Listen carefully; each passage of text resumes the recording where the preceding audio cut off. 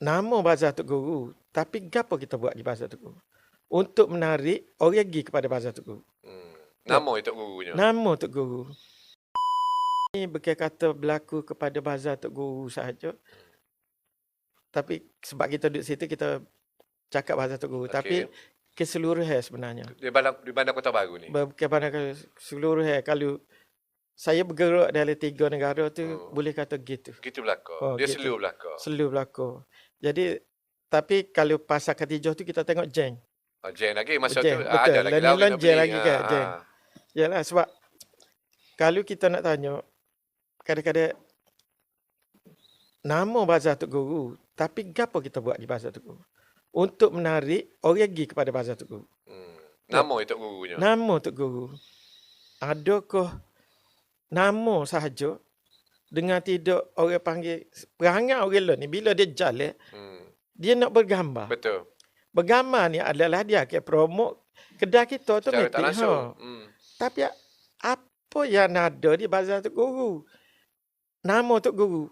Mana gambar Tok Guru? Tak. Contohnya mana tempat bergambar. Okay.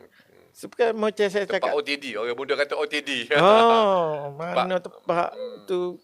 Jadi benda-benda kita tak ada.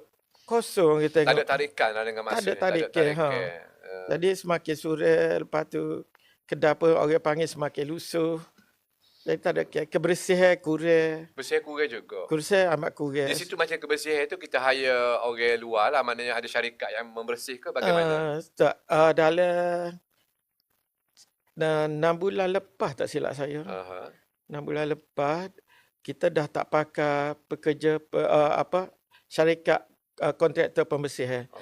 Jadi jadi pihak JMB dia pakai pekerja sendiri untuk bersih, untuk mengurangkan kos.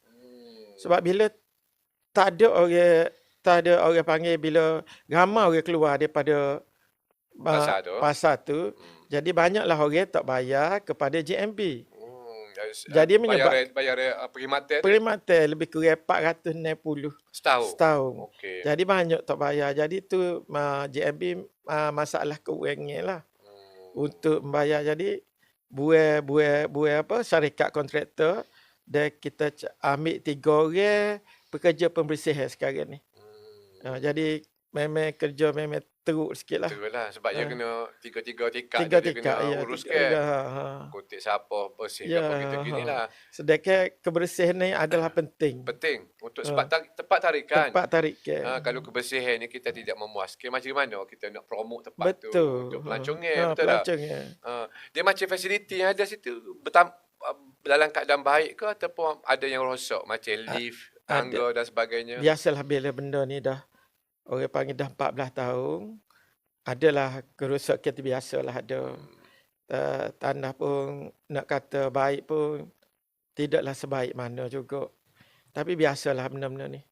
Ada kerosakan jugalah. Ada kerosakan. Lift ada berapa situ Abidin? Lift ada ni.